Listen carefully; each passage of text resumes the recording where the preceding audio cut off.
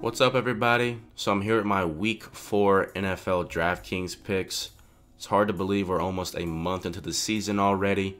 But before we can get to this week's picks, I want to go ahead and take a look back at Week 3. So let's go ahead and dive in. Okay, so taking a look at my good picks first, it actually wasn't a bad week at all for me.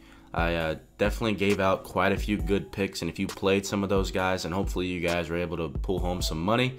But the first stack that I gave out was Ryan Tannehill and Jarvis Landry. That stack did pretty well. It took those two guys a little while to get going in that game, but it ended up working out pretty well. Luckily, that game went into overtime, and that actually gave Jarvis Landry and Tannehill a little bit more time to put up some points. Landry had a big, like, 20-plus yard catch in overtime, I believe, and that actually put him over the 100 yards receiving mark, so that gave him a 3-point bonus. He was able to get in the end zone. So it was a good game for those two guys. So that stack ended up working out pretty well. I mean, that was a really popular stack this week, so I'm sure majority of you guys probably played that. Another stack that I gave out was Aaron Rodgers and Jordy Nelson. This is another stack that was the exact opposite of Tannehill and Jarvis. They actually got off to a really fast start. I mean, Rodgers threw like 4 touchdowns in the first half, I think it was. Maybe not quite that many in the first half, but luckily 2 of those touchdowns were able to go to Jordy Nelson. Nelson was able to put up over 31 points. Rodgers didn't throw for over 300 yards like I was thinking he was going to, like I said in the video, but nevertheless, you know, it was still a good game for those two guys. Another stack that I gave out was Blake Bortles and Allen Robinson. Unfortunately, Bortles did not play so well. He only put up 14.5 points and only threw for 2 touchdowns, but both of those touchdowns went Allen Robinson's way, so Robinson was able to put up a decent amount of points. He still hasn't had that really explosive game. He's going to have one of those this season, and he's probably going to have quite a few, honestly, but he still hasn't had that game yet, so I'm still looking for that out of him. But, yeah, so that stack wasn't terrible. I even got into money in some big tournaments with that stack because I was able to build around them so well. But, yeah, it just, you know, it wasn't the best stack in the world. Some other good picks were Melvin Gordon, DeMarco Murray, Charles Sims. Those were all 3 of the running backs that I gave out, and all 3 of them were able to put up at least 17 points or more. So, obviously, those 3 guys ended up playing pretty well for me, which was awesome. So, really quickly, under the bad pick side, there was another guy that I did mention in the video that didn't play too well, and that was Brandon Marshall. Now, the reason I'm not putting him on that list is because if you guys follow me on Twitter, you would have known that I tweeted out saying that, you know, I really wasn't liking Brandon Marshall too much anymore, and I decided I wasn't going to play him at all. And I actually decided that I was going to go all in on Jordy Nelson. Well, you can see Jordy Nelson put 31 points up. So that ended up working out pretty well for me. Okay, so moving on here, we have the, you can see my 3 lineups now. Now, the reason I'm showing you this is just so you guys can kind of see that I do use some of these players that I mentioned in these videos. Now, I'm not always going to use all the players that I mentioned in the video, like I said, because I may change my mind later or whatever. But you can see here's 3 cash game lineups. Now, the first 2 lineups right here, you're going to see the first one is just a standard cash game lineup that I felt good about. And it ended up working out pretty well. Obviously, Marvin Jones dropping 41 points was huge for this lineup. But, yeah, so Charles Sims in the flex worked out pretty well. Obviously, D'Angelo was the biggest disappointment. You can see here in my second one, it's the same exact lineup except in the flex position. I went with Theo Reddick in the second one instead of Charles Sims, which is something that I like to do a lot. When you can find 2 guys who are literally the same exact price or at least similarly priced, it's a good idea to try to mix them in and out of cash game lineups just in case one has a terrible game and the other goes off or something like that. So, okay, so moving on to some week 4 stacks now. So the first one I want to talk about is Phillip Rivers and Terrell Williams. Now, Phillip Rivers is a pretty obvious play this week. I mean, at 6,900, going up against the 2nd worst defense in the league. Yes, that's right. New Orleans Saints are just the 2nd. Everybody would have probably assumed that they're the worst defense. And, you know, and if you don't look at the stats, they probably are the worst defense right now. But statistically, the New Orleans Saints are giving up the 2nd most yards per game right now to opposing teams at 448 yards. 448 yards. That is unbelievable. Only the Oakland Raiders are giving up more at 476 yards, which is just ridiculous. But I also want to talk about, don't be afraid to stack Phillip Rivers with somebody else. And specifically, I want to talk about Melvin Gordon. I'm going to talk more about Melvin Gordon here in a little bit because he's one of my favorite running backs this week. But Phillip Rivers throws to his running back almost more than anybody in the entire NFL. Only Matthew Stafford throws to his running back more, and they both throw to running backs 26% of the time. Matthew Stafford is 26.9. And last week really wasn't much different. Melvin Gordon still saw 7 targets. He caught 4 of those passes. And Phillip Rivers actually overthrew Melvin Gordon on a pretty easy screen pass, which would have been a walk into the end zone for Melvin Gordon, basically. So don't be afraid to stack those two guys together. Don't be afraid to stack Phillip Rivers, Terrell Williams, and somebody else. Or don't be afraid to stack Phillip Rivers and two other completely different guys. So I just want to put that out there. I put Terrell Williams up here because I like him. He's a really good, cheap option, and he has big play potential because of his speed and elusiveness. So I like Phillip Rivers and Terrell Williams, but I like a lot of Chargers this week and expect Phillip Rivers to be probably the highest owned quarterback in cash games this week. Okay, so the next stack that I want to talk about is Matthew Stafford and Marvin Jones. At $7,300 a piece, they are definitely interesting plays this week. So they're going up against the Chicago Bears, and the Bears' offense is really what scares me in this game. And the reason I say that and not the Bears' defense is because the Bears' defense is kind of mediocre right now. They're kind of average. You know, I think they're 16th in the league when it comes to opponent yards per game. So the reason the offense for the Bears scares me is because if they can't keep up with the Lions, if the Lions get out to an early like 21-0 lead or something like that, or even like a 17 to 14 point lead, you know, they could just try to ice the game, start running the ball a little bit. Now, obviously, when I say that, you got to wonder who they're going to run the ball with. I mean, Dwayne Washington, he looked okay. He only had like 10 carries, I think it was. Theo Riddick looked terrible on the ground, but as always, he was pretty useful in the receiving game.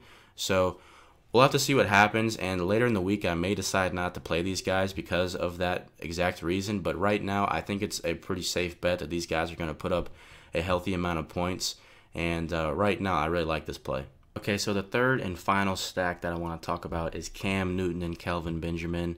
Now, obviously, these guys are coming off really, really rough games. Kelvin Benjamin had just 1 target, 0 catches.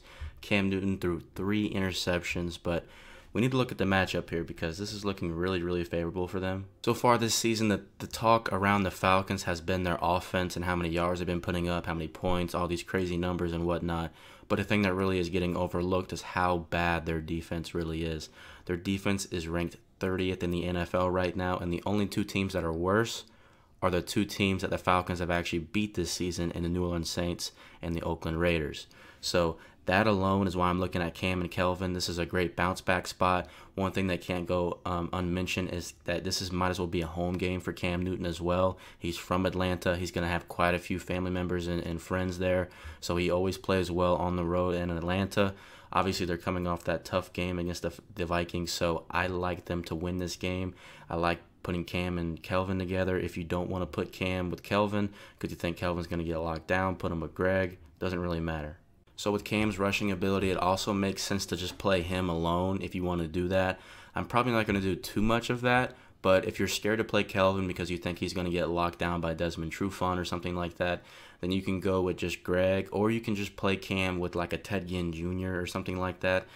Ted Ginn Jr. is interesting because Tommy Lee Lewis, I think is his name, for the Saints, actually played pretty well against the Falcons, and he's kind of a speedy, elusive wide receiver just like Ted Ginn. Ted Ginn has some more height too, and he's really a vertical threat. So he may be an interesting play. I'm not going to have much of him, but it's definitely a thought. So I know I'm biased when it comes to picking Panthers, but I try to be really smart when it comes to picking them. So Melvin Gordon was a guy that I alluded to earlier, and he was a guy that I played last week, and not much is going to change this week. I really like him again. And, I mean, there's really not too much to say about him that you don't like. I mean, it's not really hard to decide why you want to play him.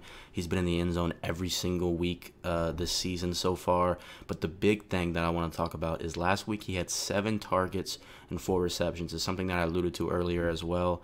And I also mentioned that Phillip Rivers actually overthrew him on a screen pass that would have been a touchdown. That alone is why I want to play him again this week. He obviously has a great matchup in facing the New Orleans Saints, which I've talked about a ton already and how bad of a defense they are. Tevin Coleman and Devontae Freeman lit them up together. Now imagine that production coming all from one player. That's why Melvin Gordon is an absolute almost must-play or lock of the week, whatever you want to say for me. So I really like him, and he's a player that I'm going to be playing quite a bit of. So next up, I have LeGarrette Blount.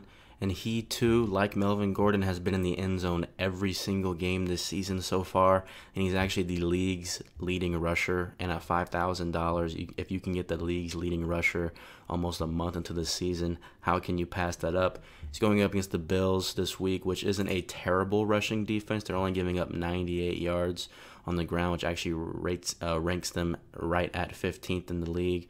So they're not terrible at on run defense, but I still like the matchup. LeGarrette Blount is never going to get any targets in the pass game. He actually has 0 targets this season. So definitely hoping he can get into the end zone a couple times. I like the matchup. I like the price. So LeGarrette Blount, somebody I'm playing. So the final guy that I want to talk about is Jordan Howard. Now, this is definitely a value play at $3,700. I'm not expecting him to put up a ton of points, but with Jeremy Langford going down, he's obviously going to see a big bump in workload. And we've seen in the past that this is a really, really good thing, especially for daily fantasy, as you can imagine. Now, it should be noted the Bears did just sign Joique Bell, the former Lions running back. But I'm not really concerned about him too much, especially on the short amount of time that he has to learn the playbook. And he's probably not even in great football shape right now. So Jordan Howard, last week against the Dallas Cowboys, he had 9 attempts for 45 rushing yards. That's 5 yards a carry. Plus, he had 6 targets in the pass game. So, you know, guys that can do this on the ground and through the air have a lot of value. And at this price, he doesn't have to put up that many points to make the price worth it. So I'm definitely going to be taking a look at him. And I'm not sure how popular he's going to be. He may be really popular, but right now I think he is kind of a sleeper play. Okay, so moving on to wide receivers now. The first guy that I want to talk about is T.Y. Hilton. At just $7,000, he dropped 34 points last week, and his salary only went up $200. So looking deeper in the numbers at Hilton and the Colts, you can see that T.Y. Hilton has had double-digit targets in every single game this season. And if you look at who they're going up against, that's in the Jacksonville Jaguars, it really intrigues me because no, Jacksonville is not the worst defense in the league, and they're kind of mediocre, to be honest. They have good moments and bad, just like any other team. But the real thing that's interesting to me is because the Jaguars' offense turns the ball over so much, they have so many 3-and-outs, that the Colts are probably going to get the ball and have more plays than they usually do on average. So that means that they're going to have more opportunities to make big plays. Therefore, T.Y. Hilton could see the ball even more in this game. We already know that Dante Moncrief is not going to be playing for at least a couple more weeks. So obviously some of those targets that were heading his way have to go somewhere else. And that's why I like T.Y. Hilton a lot this week. So the next guy that I want to talk about is Amari Cooper. Now, Cooper is interesting because he did have a really good week 1, and that was going up against the New Orleans Saints. As you can imagine, most receivers love facing the Saints. He had 11 targets and had 137 receiving yards. But one thing Cooper hasn't done yet this year is get into the end zone. So although he's flirting with double-digit targets almost every single game, he's getting his receptions, he still hasn't had that really big, 2 or 3 touchdown game like we're accustomed to seeing at Amari Cooper. And he's going up against the Ravens, which I think a lot of people are overrating their defense. If we take a look at who the Ravens have played, they've faced the Bills, the Browns, and the Jaguars. So it's not like they've faced any, crazy good offenses yet. So I think that Derek Carr and Amari Cooper are definitely the best offense that they've faced yet as far as the Ravens defense goes. So I'm interested to see what happens. At 7,600, I don't think many people are going to have him. He's coming off a bad game of just 10 points against the Titans. So I like Amari Cooper. So Steve Smith is the next guy that I want to talk about, and he's going up against Amari Cooper's Raiders. And there's 2 reasons I like Steve Smith this week, and number 1 is his price, and number 2 is the amount of targets he's still getting. So far this year, Steve Smith has not had a ton of production. He hasn't been in the end zone. He hasn't had a 100-yard receiving game, but he's still getting his targets. Week 1, he had 8. Week 2, he had 6. And last week against the Jacksonville Jaguars, he had 11.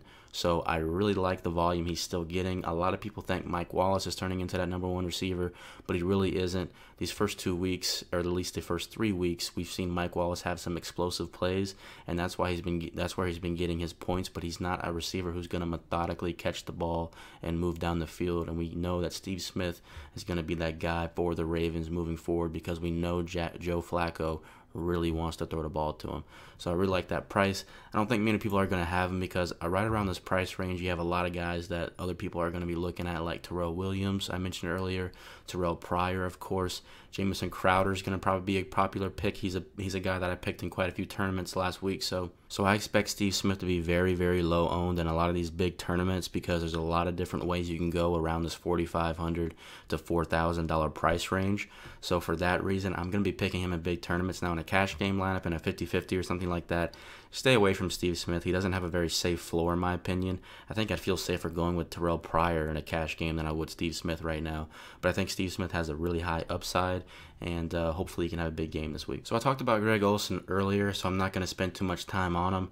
I'm not going to have a ton of Greg because he's really, really pricey. He's always one of the more expensive tight ends each week. But at $6,000, you know, maybe if you can find a way to fit him in, or maybe you can go real contrarian and play 2 tight ends. Not a lot of people do that. So I'm not going to play a ton of Greg Olson, but I like him. I've also mentioned Hunter Henry a little bit earlier, but I'm going to talk a little bit more about him. He's a guy that I like a lot. He's a super, super good value play if Antonio Gates doesn't play, which I don't think he is at this moment. So I like Hunter Henry. Now, I should mention that I would not play all of these Chargers that I mentioned earlier. Now, I mentioned, you know, Phillip Rivers, Terrell Williams, Melvin Gordon. You know, try to pick a few of them, but don't play all of them because there's not enough love to spread all around. So Hunter Henry is more of a value tournament play for me. He's not necessarily a safe play, I would say, but he's definitely a good tight end, and he's a guy I'm looking at. So as far as defense goes this week, I like the Denver defense. They're going up against the Tampa Bay Buccaneers and Jameis Winston. We all know Winston is prone to either throw 4 touchdowns or throw for 4 interceptions. I think he's going to turn the ball over at least a few times this week and may not even score that many points altogether. So I really like this matchup for Denver. It is on the road, but we all know defense travels well. So I really like the Denver defense. So as far as some other defenses that I like the Panthers defense. They're going up against the Falcons. They are definitely the best defense that Atlanta has faced all season. I also like the Cincinnati Bengals defense going up against Miami. That's going to be the best defense Miami's faced in a little while as well. So I like those two. They're a little bit cheaper than the Denver defense. Neither of them are super cheap by any means. So, but that's going to do it for this video. Thank you for tuning in. Be sure to follow me on Twitter for all the updates throughout the week because some of these players I may like more. Some of these players I may like less or may not even play them at all. So just be sure to stay tuned for those updates. Thank you for watching, and I should have a sleeper/value picks video here soon. So thank you. Later.